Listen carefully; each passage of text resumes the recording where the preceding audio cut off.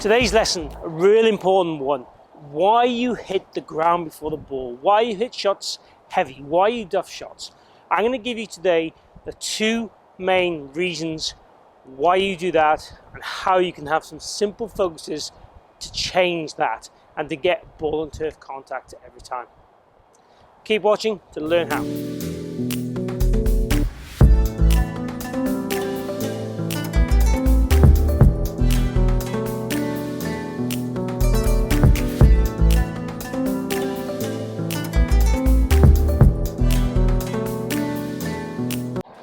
So why might you hit the ball fat? There's two main reasons as far as I'm concerned.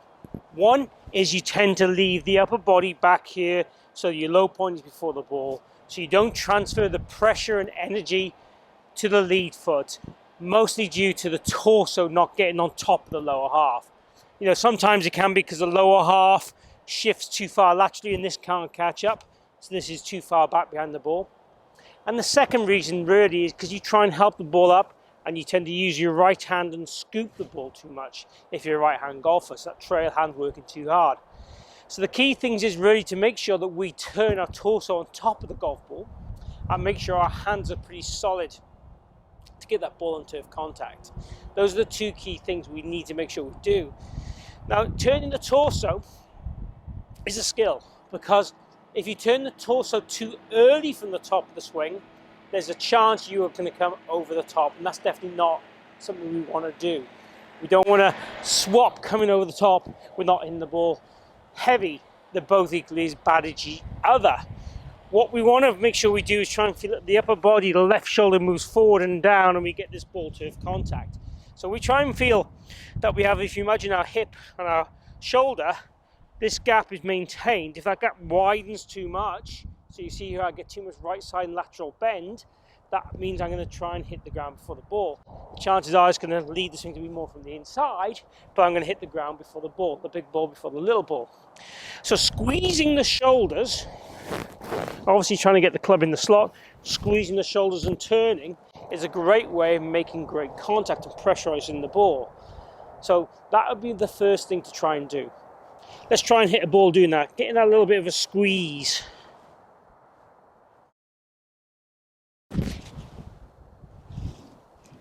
A really solid contact and nice bruising of the ground there. So definitely felt like I got that squeeze through the ball, that pressure and the compression into the ground. So that would be a great way of doing it. The only thing you've got to watch, as I said already, is make sure we don't come over the top to do that. If you are concerned about coming over the top to do that, place the head cover down here to the right of the golf ball and before the golf ball, pre-ball, and that will make sure you get some feedback if you come over the top to achieve that. Now the second thing is about getting the hands educated and getting the hands to be in the correct position to create that shaft lean. So a couple of things here to help you with that. I've got a tee angled into the ground and I'll take an image of it to show you. But what we're going to try and do is get the feeling that the club will be able to knock that into the ground like a nail. And get that feeling of nailing that tee peg into the ground will get us the feeling of getting that shaft lean and getting that compression and de-lofting the club. The second thing is placing a tee past the golf ball on the ground, and we're going to try and hit the ball and tee peg. And again, trying to get our focus and our eyes to be more on the tee peg than the ball. So we're trying to feel out a low point is much later. Now the low point in the golf swing should be pretty much under your lead armpit. That's where it should be. With a 7-iron, 3 to 4 inches past the ball, because the ball position is going to be in the center. That's the lowest point of the divot we want to see. So the club will be descending ideally to that point.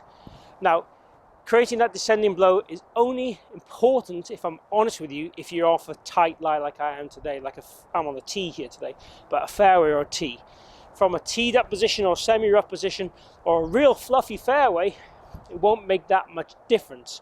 But obviously, we're trying to encourage you not to hit the ground before the ball. So therefore, the more of this you do, the better you will get at achieving that.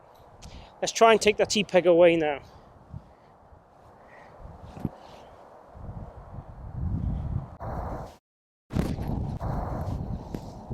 Again, tee peg disappeared, squeezed it out, lots of pressure, low penetrating flight.